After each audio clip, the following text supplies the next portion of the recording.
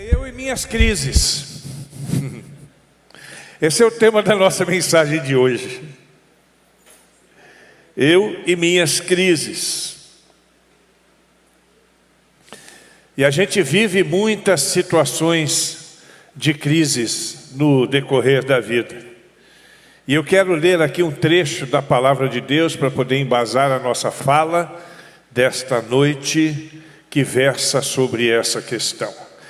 Atos capítulo 5, versículos 41 e 42.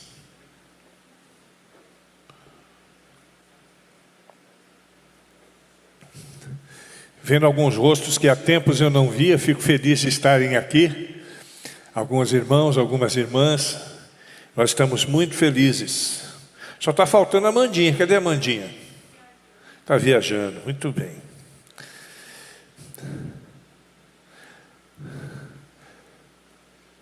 Os apóstolos saíram do Sinédrio, alegres por terem sido considerados dignos de serem humilhados por causa do nome.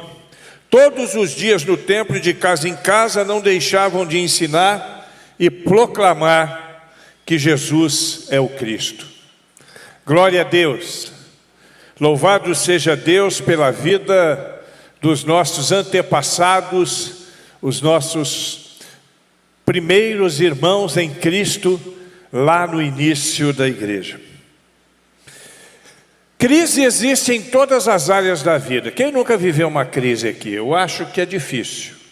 Todos nós já devemos ter vivido algum tipo de crise na vida. Crise no casamento, tem momentos que o casamento passa por crises, né? E existem alguns experts, eu vou colocar entre aspas, porque esses não entendem nada de casamento, que marcam até a data. Diz que tem a crise dos 7 anos, tem a crise dos 10 anos, tem a crise dos 15 anos, isso é tudo a balela, não tem nada disso não, né? Casamento em Cristo não tem crise que não seja resolvida, porque crise tem, mas não é com data marcada também.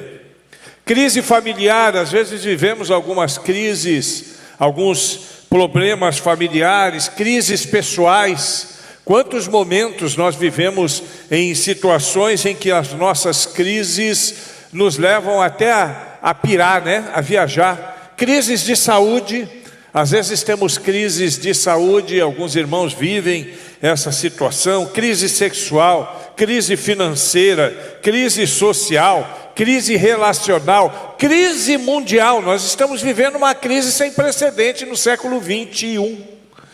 Se alguém perguntar o que vai marcar esse século, provavelmente vai ser o corona. Nós vamos chegar no final de 2020 e a gente não vai ter, eu acredito, que nada que seja mais marcante. 2020 não, nós vamos chegar no final de 2000 e lá para frente não vamos ter nada que marque com tanta intensidade. Eu estou perdido aqui nos números. Deu para perceber, né? No final dos anos 2000, vamos dizer assim. 2100, a gente vai chegar lá em 2100. Eu fiquei perdido nos números aqui agora. E a não ser que haja alguma coisa muito mais séria, eu acredito que não, mas com certeza a crise do coronavírus vai estar entre as mais importantes. A não ser que Cristo venha nos buscar antes, né? Eu com certeza não vou ver o que está acontecendo em 2100 não, de jeito nenhum, né? Alguns aqui talvez até alcancem isso, eu com certeza não vou alcançar. Crises, elas podem acontecer internamente e externamente. Então existem crises internas, que são aquelas crises que estão no nosso contexto mais imediato, e crises externas, aquelas que acontecem ao nosso redor, mas que refletem sobre a nossa vida também. E a igreja também enfrenta crises. E nos capítulos de número 4 e 5 do livro de Atos, e eu quero lembrar aos irmãos que o livro de Atos é o livro da história da igreja, né? Então, se alguém perguntar para você, onde é que eu vejo a história do início da igreja? Em Mateus, em Lucas, em Coríntios? Não, é no livro de Atos. Livro de Atos é o livro da história da igreja. E ali nos capítulos 4 e 5 nós vamos ver a igreja vivendo algumas crises. E logo no seu início, não demorou muito tempo, a igreja nasce ali em Atos no capítulo 2, né? E é claro que a gente não conta tempo por capítulo, mas só para a gente ter uma ideia, quase que imediatamente após o nascimento da igreja, ela já começa a enfrentar algumas crises. E dois tipos de crise: crises internas e crises externas, como todo mundo. Por exemplo, uma crise externa, a perseguição dos seguidores de Jesus, a perseguição dos apóstolos. Eram crises que repercutiam diretamente na vida da igreja, é óbvio, eles eram perseguidos. E crises internas, por exemplo, a gente vê o pecado de Ananias e Safira, né? Que foi uma grande crise, uma grande decepção no início da igreja, quando Ananias e Safira agiram de uma maneira equivocada no que diz respeito à sua fidelidade e foram exterminados diante do altar. Aquilo foi uma crise muito grande para a igreja. E aí, diante dessas crises, no começo da igreja, nós somos levados a refletir o que estava acontecendo de errado com a igreja para que ela pudesse estar vivendo essas crises.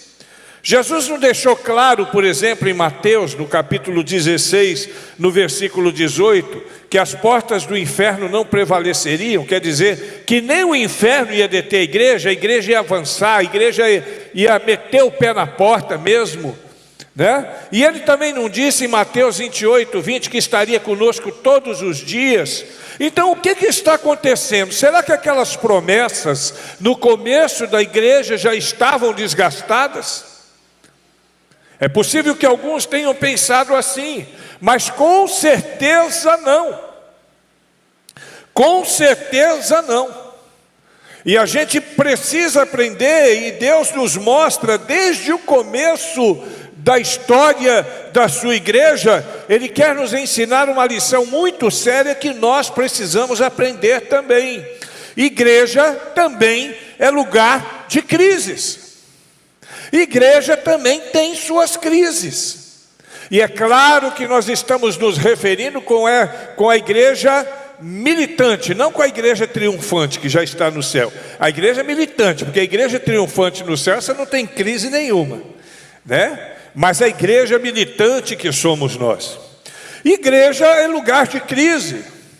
Algumas crises internas, outras crises externas. E essas crises, via de regra, elas têm um objetivo, elas servem para o crescimento e para o amadurecimento de cada um de nós. A crise sempre vai levar a cada um de nós nessa direção. Aliás, isso não é só na igreja, em todas as áreas da nossa vida, né? Quando nós temos uma crise na nossa vida, seja qual for, nós precisamos aproveitar aquela crise para crescer, para amadurecer.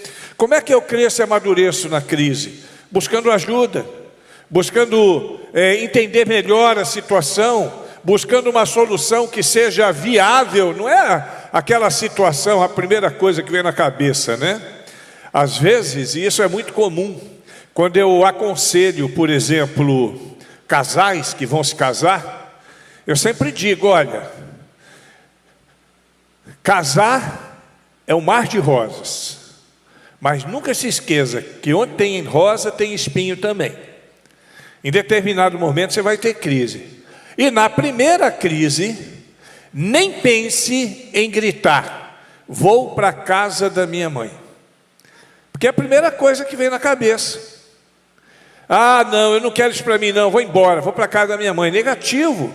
Tem que administrar a crise. As crises vão acontecer, às vezes acontecem no começo de um relacionamento, às vezes acontecem mais no meio, às vezes tem pessoas que se separam com 25, 30 anos de casado, eu já vi isso.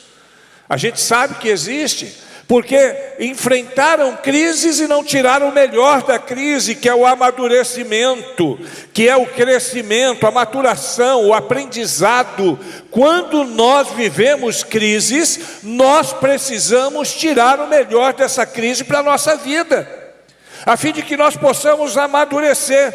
Nós não podemos, preste atenção, nem enquanto pessoas, pessoalmente, nem enquanto igreja, nós não podemos desistir diante das crises. Quando estiver numa crise, você precisa sempre perguntar a Deus: o que eu posso aprender com isso? O que o Senhor quer me ensinar com essa crise que estou vivendo? E aí nós vamos caminhar e vamos caminhar melhor. Então eu quero falar a respeito da crise da igreja hoje, de crises na igreja, e eu quero começar, em primeiro lugar, desmistificando algumas situações, vencendo alguns mitos que são pensados sobre a igreja, nas nossas vidas e na igreja quando estamos em crise. O primeiro mito que eu quero desmistificar aqui nessa noite, preste atenção nisso, é o mito da igreja perfeita. Olha para mim e preste atenção no que eu vou te dizer. Na terra não existe igreja perfeita. Na terra não existe igreja perfeita. A igreja no Novo Testamento não era perfeita. Nós vemos ali o exemplo de Ananias e Safira, que nós já citamos, vamos falar deles um pouco mais adiante. Faziam parte da igreja, eram crentes, mas em determinado momento eles vacilaram na sua fé, só que no começo o bicho pegava, né? E aí eles foram exterminados. Ainda bem que hoje não funciona assim, né? Senão ia morrer crente todo o culto da igreja, né? Ainda bem que não funciona desse jeito. Mas ali foi uma crise. No Novo Testamento, os judaizantes, a igreja no Novo Testamento tinha que encarar aqueles camaradas que traziam todo aquele peso da lei, queriam enfiar dentro da igreja com ela abaixo. Não, aqui, a gente vai ser igreja agora, tá bom, eu vou deixar a sinagoga, mas tem que circuncidar, tem que guardar o sábado, tem que fazer isso, tem que fazer aquilo. Os judaizantes, a igreja no Novo Testamento encarou os judaizantes, encarou a heresia no seio da igreja. Foi ainda no tempo dos apóstolos que as heresias começaram a surgir. Foi ali que as meninices começaram a surgir. Algumas meninices que nós vemos hoje. Se você ler o livro de Coríntios, 1 Coríntios capítulo 14, né, você vai ver as meninices, que a igreja naquele tempo já vivia. E isso era uma crise para aqueles que queriam levar a igreja a sério. Sem aqueles carnavais, sem aqueles retetés, né? Como hoje ainda acontece, e a gente respeita quem vive isso, assim como Paulo respeitou a igreja de Corinto.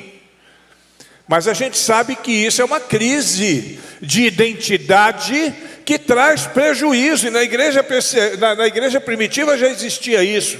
As perseguições que eram terríveis, perseguições que faziam com que a igreja muitas vezes visse os seus membros serem mortos, pessoas que eram mortas por amor ao evangelho. Que crise que eles viveram. No tempo das igrejas do primeiro século também, as crises continuaram, perseguições e morte, cada vez mais perseguição, cada vez mais mortes, as meninices, as heresias. 325 a igreja e Estado, e aí é que a coisa ficou feia, porque a igreja e Estado se identificaram, e aí então a coisa começou a ficar difícil. A agregação de costumes pagãos para dentro da igreja, então quer dizer, as pessoas se convertiam, mas elas traziam para dentro da igreja os seus costumes, as suas práticas lá de fora, e queriam inserir isso dentro da igreja. E por conta disso, até hoje a gente paga o preço. Tem muita heresia que prevalece nos nossos dias, que é resultado dessas agregações lá do início da igreja, no tempo dos pais apostólicos. A igreja de hoje também vive as suas crises. Perseguição continua muito forte. a imaturidade de muitos grupos, heresias e coisas dessa natureza, e você percebe que os tópicos são praticamente os mesmos, né? A perseguição, as heresias, a imaturidade, essas coisas prevalecem. Mas não existiu até hoje, não existe e nunca existirá na terra uma igreja que seja perfeita. Quando você tiver certeza, pastor, eu tenho convicção que eu estou na igreja perfeita, então preste atenção que você já morreu e não sabia. Já está no céu e não sabia. Preste atenção, irmão. Aqui na terra não vai rolar isso não. A igreja continuará tendo crise. Um segundo mito que a gente vê da igreja é o mito da igreja vitoriosa não tem crise. Então, alguns dizem não, uma igreja de vitória não tem crise. Uma igreja de vitória, ela não fica, os membros não são pobres, os membros não ficam doentes, os membros não têm problema com os filhos, os membros não têm problema de casamento. Isso é um mito, irmãos. A igreja, ela tem crise e nem por causa disso deixou de ser vitoriosa. O que define a vitória da igreja não são as circunstâncias, mas a nossa esperança. Eu durante muito tempo tive uma crise muito grande com isso, principalmente por causa dos filhos, que não quiseram seguir comigo nessa caminhada. E aí eu pensava, tem alguma coisa errada. Depois eu descobri, não tem nada errado não. É o próprio Deus quem dá o direito de cada um de escolher os seus caminhos. E eu cumpro o meu papel. Enquanto igreja, nós cumprimos o nosso papel. Mas esse negócio de que a igreja vitoriosa é uma igreja sem crise, isso é mito. Quando a gente vê a história de Cristo crucificado, a gente consegue ver isso com clareza. E aí agora você pensa em Cristo, no diabo e na cruz, né? A morte de Cristo, talvez, naquele contexto, tenha sido a maior crise que a igreja, que ainda nem tinha nascido, estava passando. Os seguidores de Jesus, de repente, veem o seu líder sendo morto. Que crise! Eles que esperavam um libertador como Moisés. Não dá para ver, mas eu imagino o diabo pulando de alegria e batendo palma, imaginando que ali estava morrendo a igreja, que nem havia nascido, por sinal. Mas não, a vitória de Cristo, ela vem quando Ele vence. A morte de Cristo já foi algo vitorioso, porque pela morte de Cristo, nós não precisamos morrer. Você percebe? Aos olhos humanos ali era uma derrota, mas na verdade era uma grande vitória. Aliás, a maior de todas as vitórias do cristianismo. Na morte de Cristo se estabelece a base da nossa fé. Na morte e na ressurreição de Cristo. Eu também tive minhas crises no começo da fé, e nem por causa disso eu deixei de acreditar que eu vivia uma igreja vitoriosa.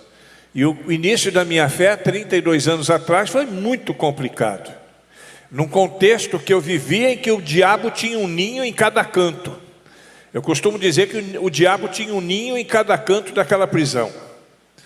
Os seus anjos andando de um lado para o outro. Era bandido querendo matar o outro o tempo todo. Aliás, querendo não, matavam. Só no ano da minha conversão, em 88, até 89, em um ano, eu devo ter visto mais de 30 homicídios dentro do presídio, da penitenciária. Eu vi gente matar o outro, abrir o peito e tirar o coração para ver se estava morto mesmo. Eu vi gente matar o cidadão para arrancar um cigano. Matou um cigano para arrancar um dente de ouro que o cigano tinha na boca. Eu vi outro morrer por causa de um pacote de cigarros.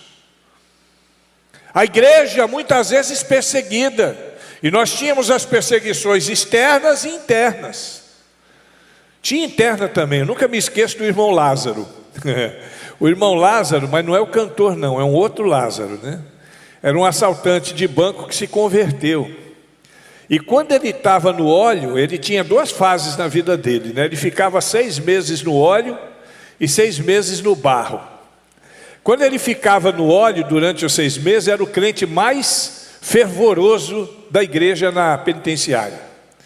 Falava em língua, corria, só andava de cabeça baixa, o tempo todo orando, de madrugada orando, e lendo a Bíblia, e exortando todo mundo, com uma Bíblia abraçada aqui, parecendo um bebezinho no colo assim, o tempo todo. Mas aí, os 6 meses de lama dele, eu não sei o que acontecia na cabeça dele, que ele se desviava do Evangelho, e aí ele ficava valente. Só que ele não era valente com as pessoas de fora, ele só era valente com os irmãos da igreja. Aí queria dar facada nos irmãos da igreja, queria bater nos irmãos da igreja, xingar os irmãos da igreja, roubar os irmãos da igreja. Era uma crise, e a gente já sabia que dali uns dias ele ia sair do barro e ia voltar para o azeite. Que crise, irmãos, que crise. Mas a gente tinha que vencer, e nem por causa disso a igreja deixava de ser vitoriosa. A igreja avançava, a igreja avançou dentro do presídio de uma forma fabulosa. Um ano depois eu estava no Carandiru, e só em um dos pavilhões, o pavilhão que eu fui batizado, o pavilhão 9, a igreja, a Assembleia de Deus, lá de dentro do Carandiru, no pavilhão 9, só uma das igrejas, tinha várias, ela tinha 300 membros, quase 2 vezes o número de membros da nossa igreja, irmãos fervorosos. A igreja avança apesar das crises. O terceiro mito que eu quero destacar aqui é o mito que crises destroem a igreja ou roubam a alegria. Crise não destrói a igreja de ninguém, irmãos. A luta não destrói a igreja de ninguém. A crise, ela não pode roubar a nossa alegria também.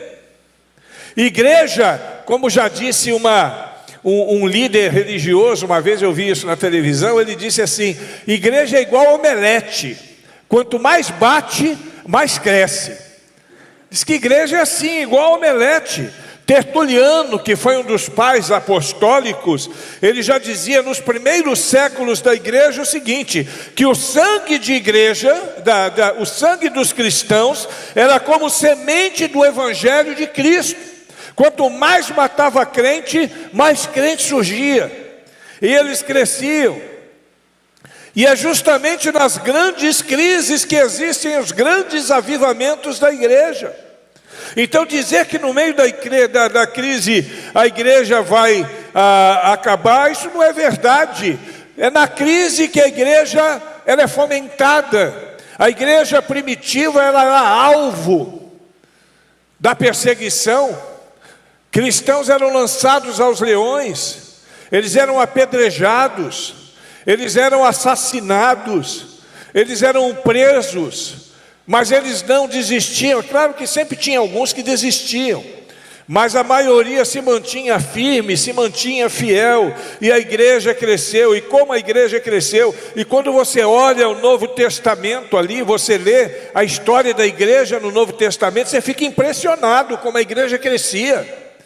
Primeiro sermão de Pedro, 3.000 conversões, já começou grande, né? Você já viu uma igreja ter 3.000 conversões de uma vez só? Eu acho que nem nas cruzadas de Billy Graham tinha tanta gente assim de uma vez só se convertendo. É a igreja de Cristo no meio da perseguição. Ela não é extinta, ela não acaba, ela cresce. Segunda coisa que eu quero pensar com vocês, eu quero aprender algumas lições sobre a crise, com base na palavra de Deus, para que a gente possa crescer um pouco mais. Primeira coisa, crises são imprevisíveis. A gente nunca sabe quando elas vão acontecer. Se você ler, por exemplo, Atos 4, 36 e 37, você vai ler a história de Barnabé, que era um homem fiel, temente, pegava tudo que tinha e botava aos pés dos apóstolos. Um homem de Deus. A igreja vivia um bom tempo, todo mundo dividia o que tinha. Um capítulo depois, aliás, alguns versículos depois, tem a história de Ananias e de Safira, que meteram a mão no dinheiro da igreja e por causa disso pagaram um preço muito alto ali.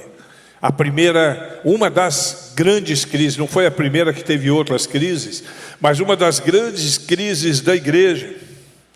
Tem momentos que você vê, por exemplo, você pode ver isso em Atos 5, de 12 a 16, os apóstolos progredindo, a ação poderosa dos apóstolos. Esse texto e outros textos vão dizer que a igreja crescia exponencialmente a cada dia. Na sequência, em Atos capítulo 6, a gente vê a perseguição dos apóstolos. Veio de repente, ninguém esperava. Nós não sabemos quando a crise vai bater na nossa porta, porque ela é repentina, elas são imprevisíveis. Segunda coisa, que as crises, elas são originadas fora da igreja, mas dentro da igreja também. Dentro da igreja. No Novo Testamento a gente vai ver isso, principalmente no livro de Atos.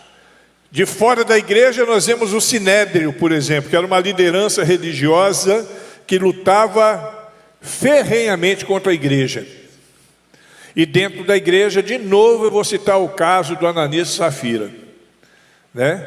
Que tiveram uma situação tão difícil e que trouxeram tanta tristeza para a igreja. E por último, as crises podem ser transformadas em bênção para a vida da igreja. E aí agora eu quero ver aqui alguns versículos, né? Primeiro, que crises são um filtro que separa a mentira da verdade. Então perguntou Pedro: Ananias, como você permitiu que Satanás enchesse o seu coração ao ponto de você mentir ao Espírito Santo e guardar para ti parte do dinheiro que recebeu da propriedade? Ali caiu a máscara de Ananias. Será que foi o primeiro vacilo de Ananias na igreja? O que vocês acham? Eu acredito que não. Aquilo já estava no coração dele. É como Judas. Quando Judas traz Jesus Cristo, será que foi o primeiro vacilo de Judas durante aquele tempo? Judas, ele era liderança, era o tesoureiro, fazia parte dos 12, era próximo de Jesus Cristo. Então isso acontece.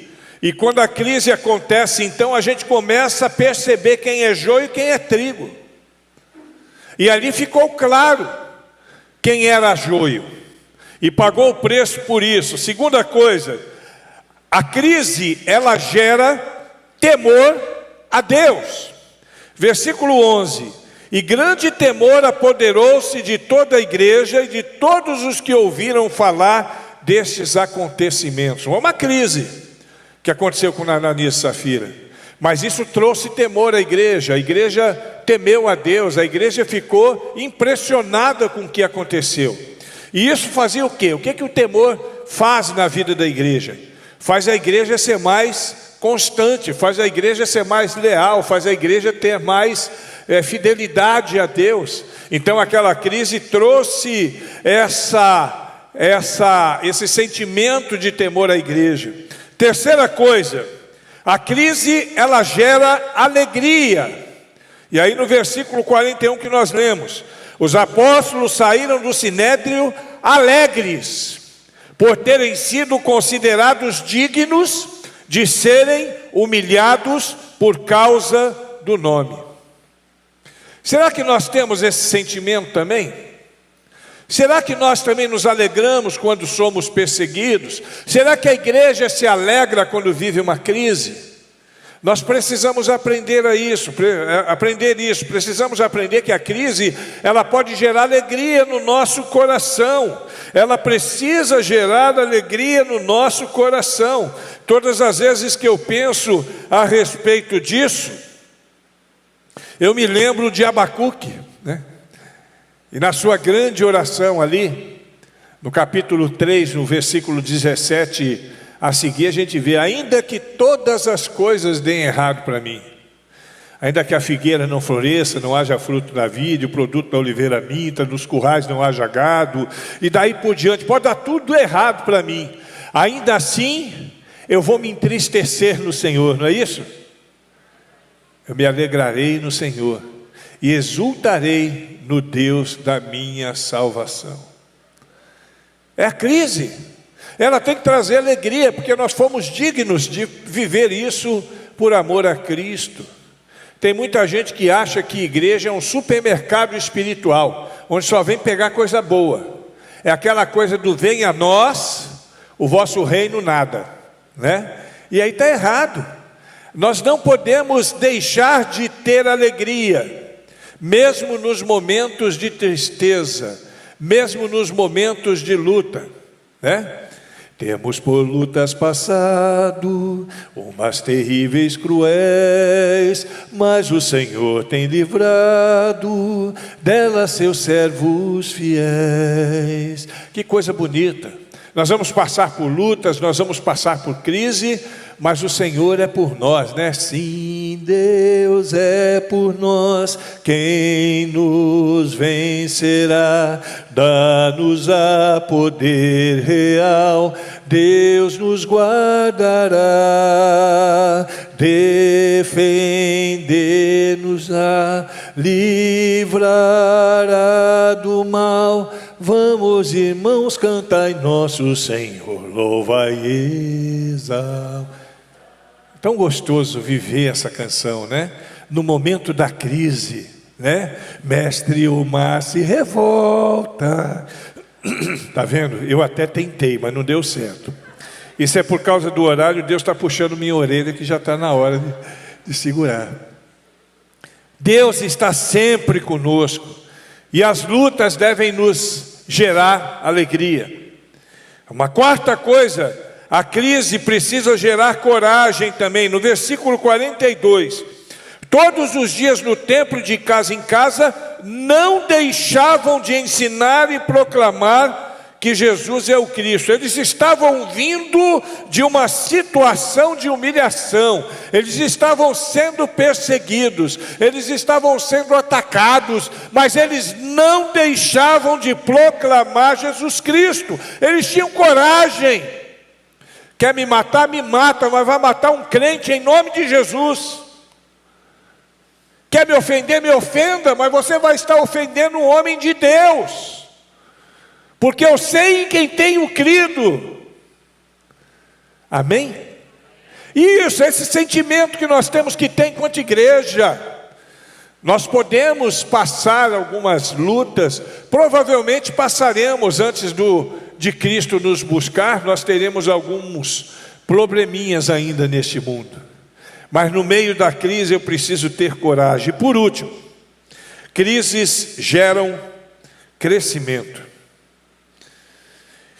Em número cada vez maior, versículo 14, homens e mulheres criam no Senhor e lhes eram acrescentados à igreja. Crescimento. O bicho está pegando por lá, o pau está comendo. O pessoal de Sinédrio querendo arrebentar com os cristãos, mas eles não desistiam, e a cada dia acrescentava o Senhor aqueles que iam sendo salvos. Lembra que eu falei do omelete? Essa é a situação. Quanto mais bate, mais cresce. E eles estavam crescendo, porque a crise, ela gera consciência, ela gera crescimento também. Crises, queridos, elas não servem para nos fazer parar, mas sim para nos impulsionar, nos dando desejo ardente de seguir no caminho maravilhoso de Jesus Cristo. Eu não sei se você está vivendo alguma crise. Graças a Deus a nossa igreja está de vento em popa. Nós não estamos vivendo crise, a não ser aquela crise que o mundo todo está vivendo. Nós estamos vivendo juntos. Nós também estamos enfrentando o corona, nós também estamos enfrentando as restrições, nós também estamos enfrentando esse mal que tem assolado o planeta. Quase 1000 pessoas morrendo todo dia. Nós também temos enfrentado. Mas toda essa crise, ela vai nos trazer crescimento, ela vai nos trazer coragem, ela tem que nos trazer alegria, ela tem que gerar no nosso coração temor a Deus. Pastor, como é que eu vou ficar alegre? Nós estamos perdendo pessoas que nós amamos. Você sabe qual é a alegria do crente? Quando Paulo escreve aos Tessalonicenses, ele fala isso: olha, eu não quero que vocês sejam ignorantes a respeito da morte. Não quero que vocês sejam ignorantes como aqueles que não temem a Deus. Nós que somos crentes em Jesus Cristo, sabemos que a morte, ela é uma transição para uma vida eterna. E mesmo que não cheguemos a esta crise, seja qual for a nossa crise, na igreja, na família, pessoal, seja qual for, nós precisamos ter convicção de duas coisas. Primeiro, Deus está no comando. Segunda coisa, Ele cuida de nós. Olha para o lado e fala para a pessoa aí do lado: olha, Deus cuida de nós, viu?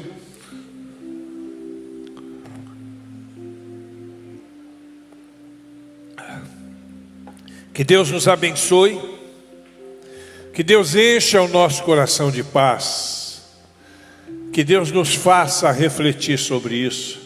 Talvez eu esteja pregando isso hoje e sem saber você vai entrar numa crise, ou eu vou entrar numa crise, não sei. Mas se nós entrarmos numa crise, precisamos saber que tudo está sob o controle de Deus, que é quem cuida e vai continuar cuidando da minha vida e da sua vida. Curve a sua cabeça. Ó Deus, no nome de Jesus Cristo, nós agradecemos, porque nós aprendemos aquilo que nós já tínhamos convicção, e isso certamente vai ficar mais definido no nosso coração. Queremos declarar diante dos homens, diante de todas as pessoas: eu não estou em crise, eu estou em Cristo, porque Cristo é maior do que a minha crise. Cristo é quem cuida de mim no momento da crise, e nos momentos de crise a minha fé é acrescentada, a minha esperança é acrescentada. No nome de Jesus, Senhor, nos guarda enquanto igreja, nos guarda de maneira poderosa, para que nós possamos sempre, em nome de Jesus Cristo, ter essa convicção de que estamos no Teu colo em todo momento, e mesmo nos momentos de crise, que possamos descansar no Senhor. Abençoa nós, Senhor.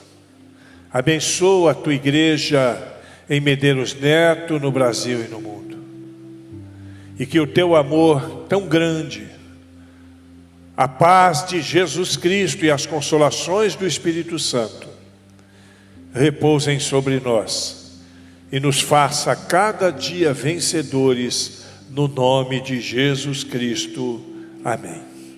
Deus abençoe a todos.